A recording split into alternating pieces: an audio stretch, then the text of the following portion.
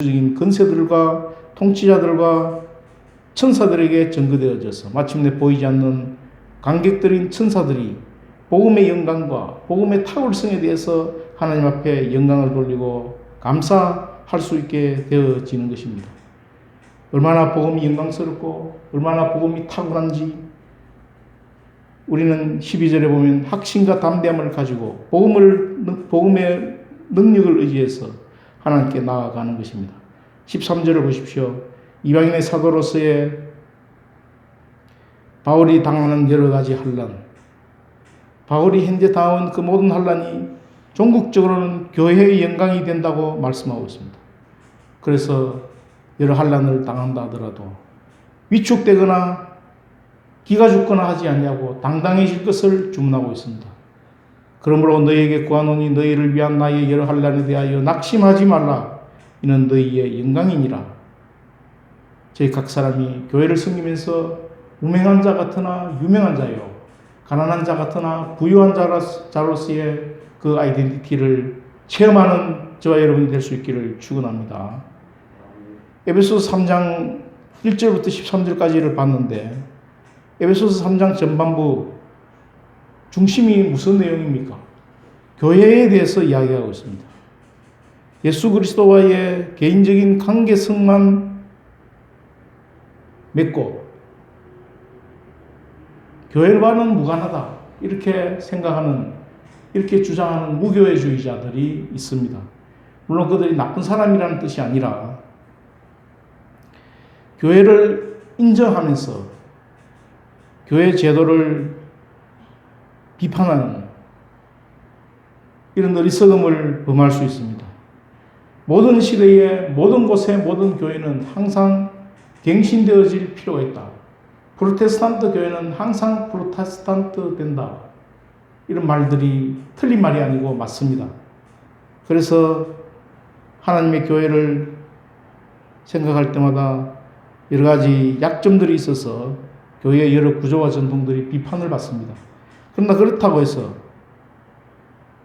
해서 교회를 멸시한다든지 교회의 허물과 약점을 지나치게 비판하다 보면 교회 속에 나타나서 역사하시는 하나님의 역사심, 하나님의 사역, 하나님의 권능의 역사 이런 것들을 놓쳐버릴 어리석음을 내포하고 있다는 것이죠. 그래서 하나님의 역사심을 놓쳐버리고 하나님의 역사심을 묻어버리는 그런 무지를 범하고 그 어리석음 가운데 함몰될 가능성이 있습니다. 결론적으로 역사의 중심 속에, 복음의 중심 속에, 성도의 삶의 중심 속에 교회가 자리하고 있다는 것입니다. 물론 모든 곳에, 모든 교회, 모든 시대의 교회들은 프로테스탄트, 갱신되어져야 하지만 교회 속에 역사하는 하나님의 역사심을 간과하지 않는 지혜로운 자가 되기를 바랍니다.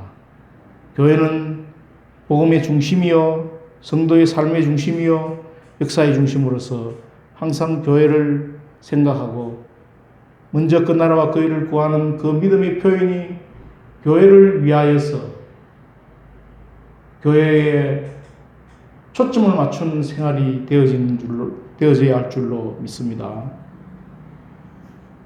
최봉성 목사님이라는 분이 계십니다. 별명이 개짜 목사인데 대한민국에서 개척교회를 제일 많이 하신 목사님으로 유명합니다. 70개의 개척교회를 섬겼는데 노방전도를 제일 많이 하신 목사, 전도하다가 제일 많이 혼난 목사로 알려져 있습니다.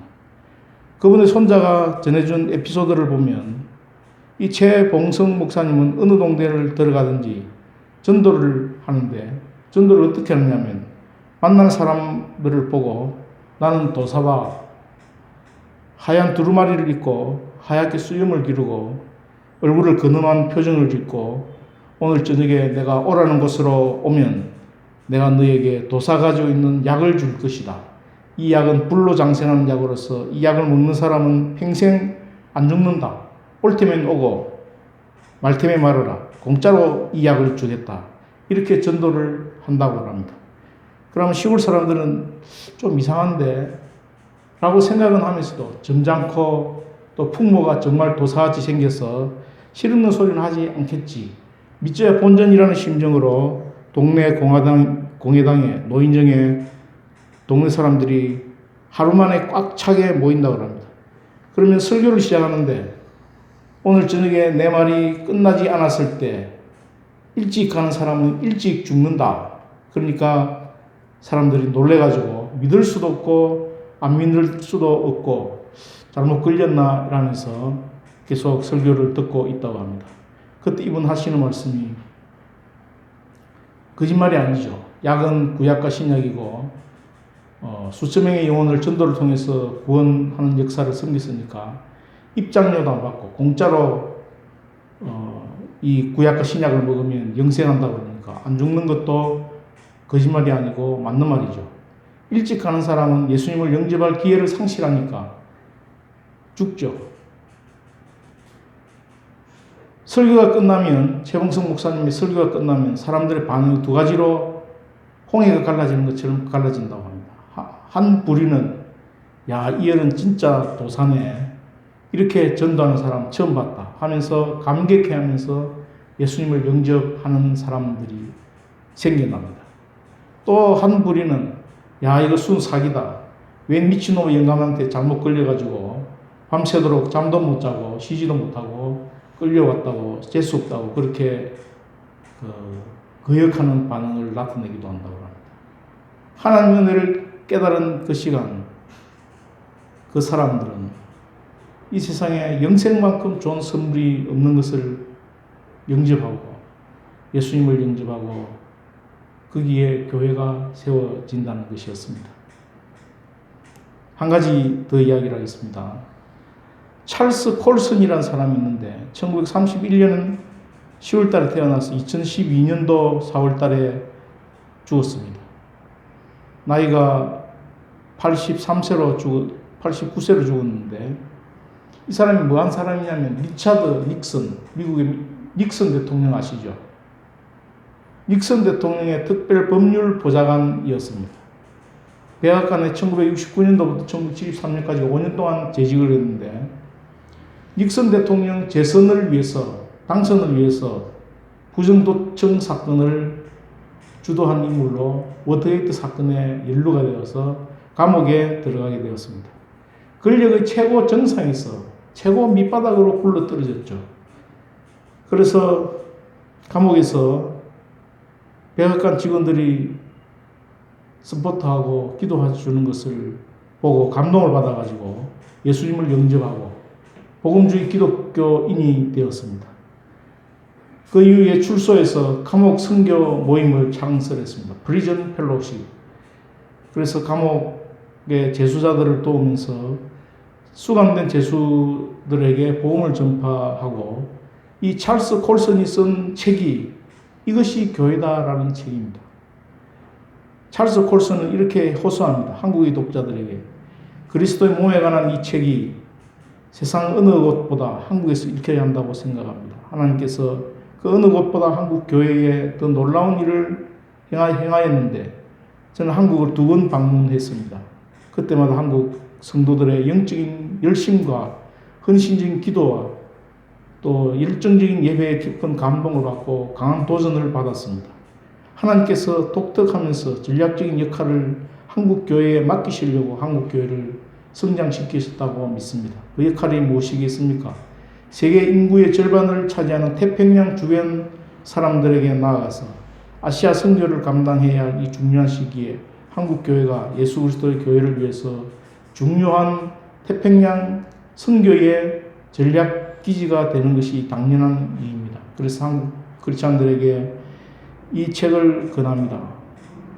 물론 성공에는 유혹이 있겠지만 자신의 영역과 특권과 교인들을 더 염려하는 자기중심주의, 교단중심주의, 분열을 멈추고 마귀가 새롭게 사용하는 수단이 이런 것들인데 교단 간의 사소한 다툼과 교회의 분열을 멈추고 그리스도 안에서 참된 행제들 자매 사이에 불화를 멈추고 교회의 영향력이 훼손되는 것을 미국에서만 목격했을 터인데 이런 일이 한국에서도 일어나게 해서는 아니 됩니다. 예수님께서 요한복음 17장에 아버지께서 나를 보내신 것은 세상에 알리기 위해 아버지와 하나가 되게 하신 것처럼 그의 제자들인 우리도 그 안에서 하나가 되게 하여 주시옵소서. 교회의 일치를 잊어버리지 마십시오. 제가 믿는 바대로 한국교회가 그리스도를 위해서 하나가 되어서 선교 전략 기지로서의 역할을 다 하십시오.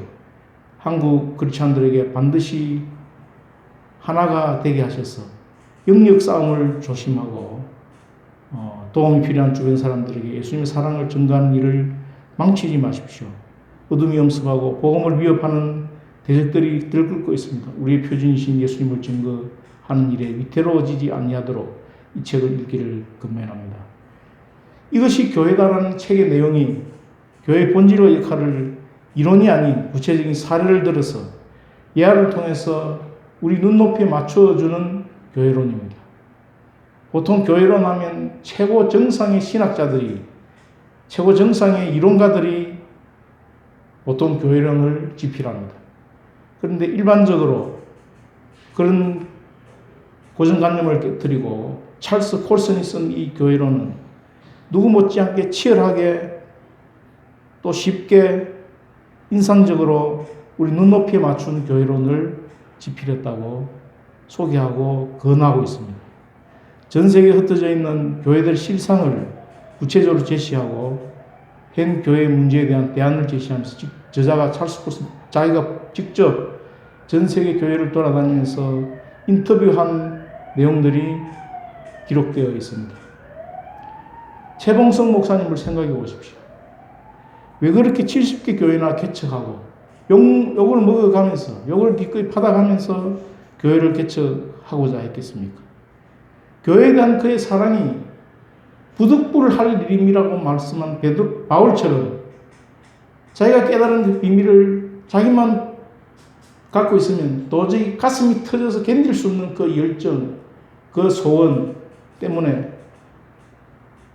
전도하지 않으면 안 되는 최홍성 할아버지의 심장과 같은 심장을 저희들에게도 허락해 주시기를 바랍니다.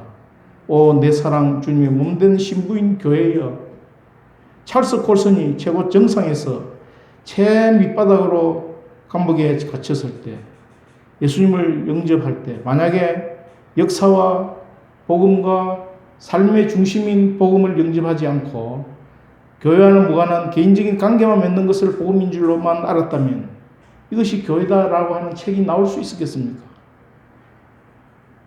역사의 중심, 복음의 중심, 성도의 삶의 중심이 바로 교회다. 그런 온전한 복음을 영접했기 때문에 교회에 대한 많은 고민과 문제의식을 가지고 이것이 교회다라는 책이 나왔을 것입니다. 교회가 무엇입니까? 뽑힘을 받은 자의 모임이란 에클레시아, 뽑힘을 받은 자의 모임이란 뜻을 가지고 있습니다. 교회는 4대 기둥이 있습니다. 4대 기둥이 디다케, 케리그마, 디아코니아, 코이노니아. 라틴어 말인데 케리그마는 교리, 디다케는 교훈, 코이노니아는 교제, 디아코니아는 봉사. 이 4대 기둥을 근본으로 해가지고 성삼위일체 하나님을 말씀과 기도로 예배하고 교제하는 하나님의 집이 교회입니다. 하나님께서 저희들 각자가 디다케, 디아코니아, 케리그마, 코이노니아, 교훈, 교리, 봉사, 교제를 기둥으로 해서 뽑힘을 받은 자의 모임에 나온 선택받은 백성, 하나님의 백성이라는 아이덴티티를 가지고 예배하고 기도하는 하나님의 식구들로, 하나님의 가족들로 세워져 갈 수 있기를 축원합니다.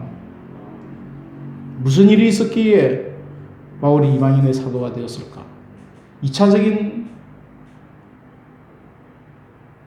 이유를 생각해 보면, 평면적으로 이유를 생각해 보면, 단순히 그냥 이사야 49장 6절을 기초해서 네가 나의 종인의 야곱의 지파들을 일으키며 이스라엘 중에 보존된 자를 돌아오게 할 것은 오히려 가벼운 일이라. 내가 또 너를 이방의 빛을 삼아서 나의 구원을 베풀어서 땅끝까지 이르게 하리라. 이방의 빛이라는 그 한마디에 사도 바울은 자기 전 인생을 걸었고 자기 목숨을 투자했다 이렇게 말해도 은혜스럽고 감격스럽습니다. 그러나 실제로 보면 사도 바울은 이방인을 위하여 갇힌 자 된 나 바울, 유대인과 이방인을 하나로 묶으시고 예수님과 내가 멀리 있다가 가까이 한목하고 가까워진 그 복음을 위해서,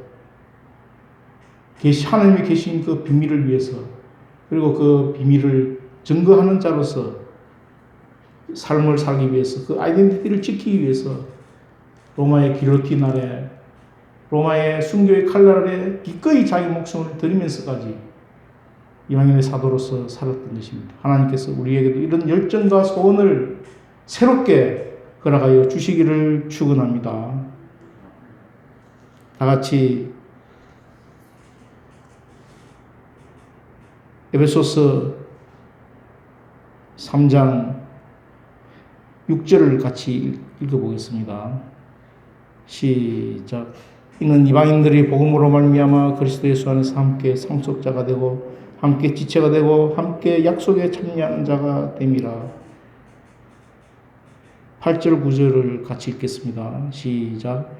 모든 성도 중에 지극히 작은 자보다 더 작은 나에게 이 은혜를 주신 것은 측량할 수 없는 그리스도의 풍성함을 이방인에게 전하게 하시고 영원부터 만물을 창조하신 하나님 속에 감추어졌던 비밀의 갱륜이 어떠한 것을 드러내게 하려 하심이라. 거룩하신 하나님 아버지, 무슨 일이 있었길래 바울이 이방의 사도로 살았을까요? 복음의 비밀을 향유하고 그 비밀을 깨닫고 그 비밀을 만끽할 때에 도무지 복음을 이방인에게 전하지 않으면 안 되는 후득불 복음을 전하는 복음의 빚진 자의 심정으로 가슴이 터질 것 같은 그 바울의 열정, 소원, 저희들이 다 알지 못하지만 깨달을 수 있도록 성령께서 도와주시옵소서. 바울이 역사하신 것처럼 저희들에게도 역사하셔서 복음의 비밀을 나누고 복음의 비밀을 증거하고 복음의 비밀을 전도하는, 그리하여 이방의 빛으로 살았던 것처럼 저희들이 말씀에 인생을 걸고 바울처럼 믿음으로 사는 종들 다 될 수 있도록 역사하여 주시옵소서. 예수님 이름으로 감사하며 기도드리옵나이다. 아멘. 620장을 찬송하시겠습니다.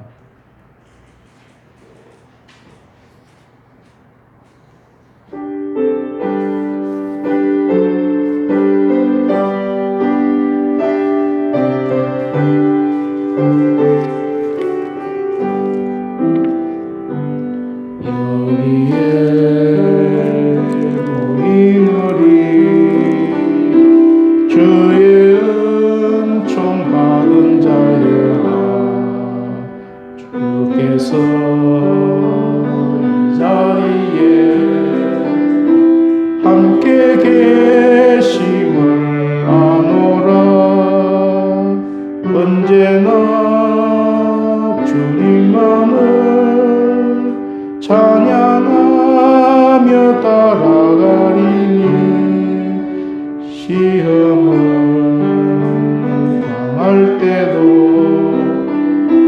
함께 계심을 믿노라.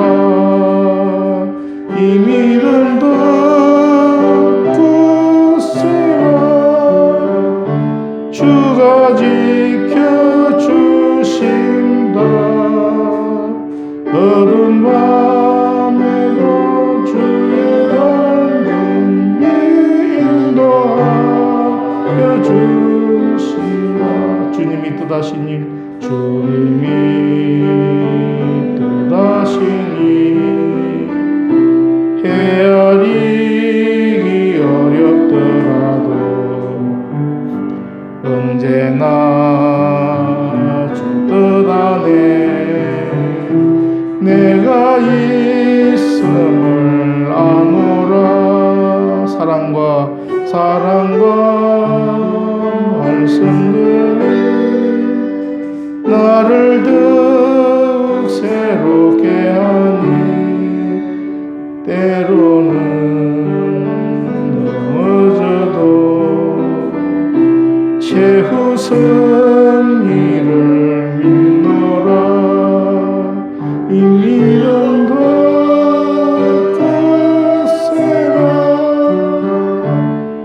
주가 지켜주신다. 어두운 밤에도 주의 밝음에 인도하여 주신다.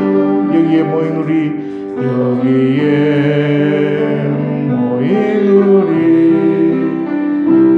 사랑받는 주의 자녀라.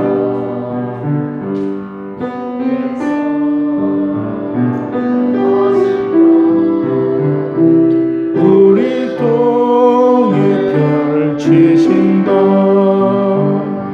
고통과 슬픔 중에 더욱 주님을 의지하오니 어려움 이겨내고 주님 더욱 찬양하라. 이 믿음도 굳세라. 주가 지켜주신다. 어두운 밤에도 주의 밝음이 인도하여 주신다. 무대에 서셔서 오직 예수님 하시고 축도합니다.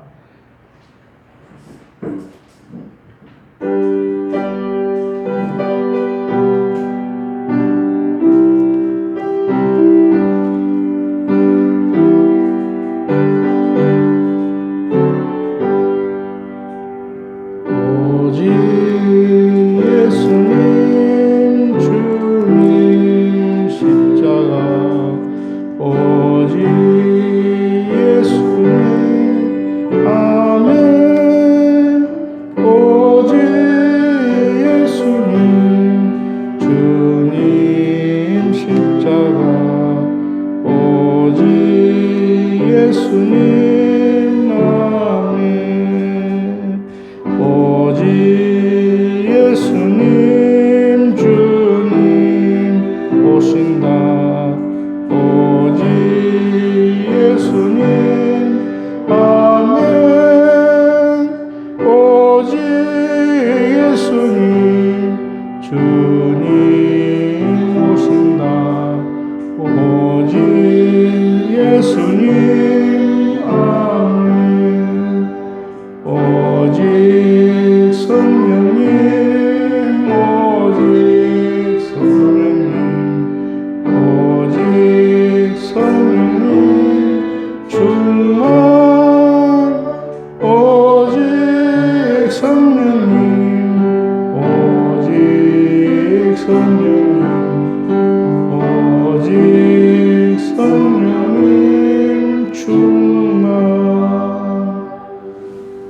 주 예수 그리스도의 은혜와 하나님의 사랑과 성령의 교통하심이 사도 바울을 본받아 살기를 원하는 저희 각자의 심령 속에, 가정 속에, 일터 위에, 학업 위에, 하고자 하는 계획 위에 이제로부터 영원토록 항상 함께하여 주시기를 간절히 축원드리옵나이다. 아멘.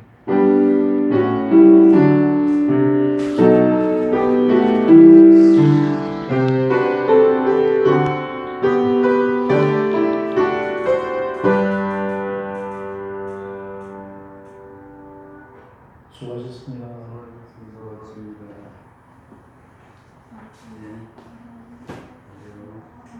오늘은 맛있는 만두를 했었답니다.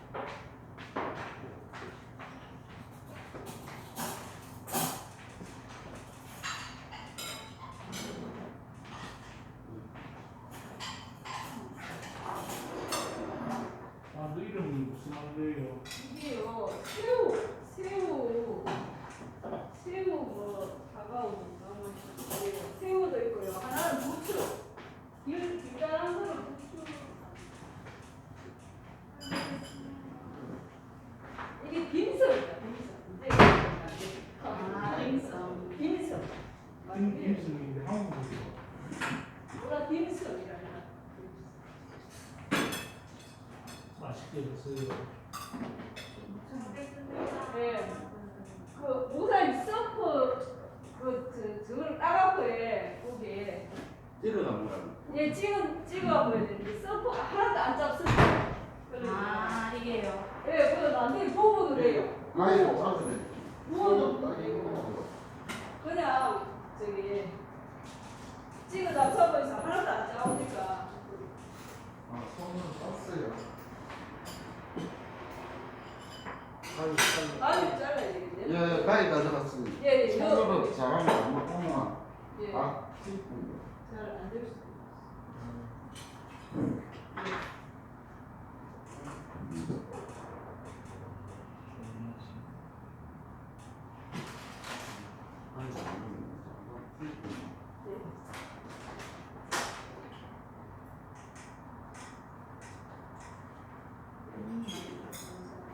예. 그거 찍어갖고 잡수시고요. 과일 있거든요. 과일도 제가 갖다 드릴게요. 맛있는 이렇게 할수 있어요.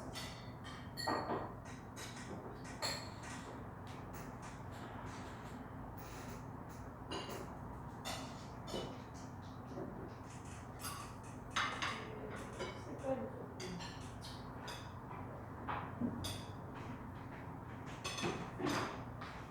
색깔이 좀 은은한데 얘를 가위 가서 다 넣을게요. 네. 오히려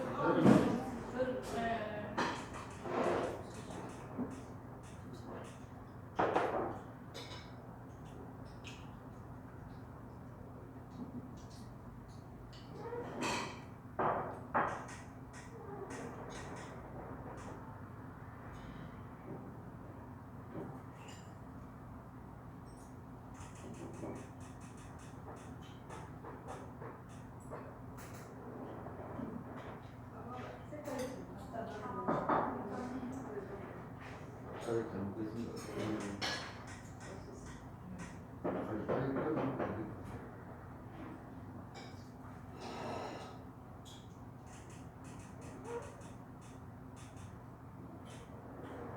대화가 상관이 없는데 아까 설치를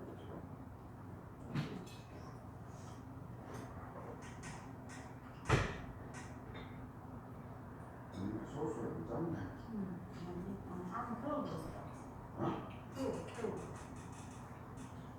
많이 하네.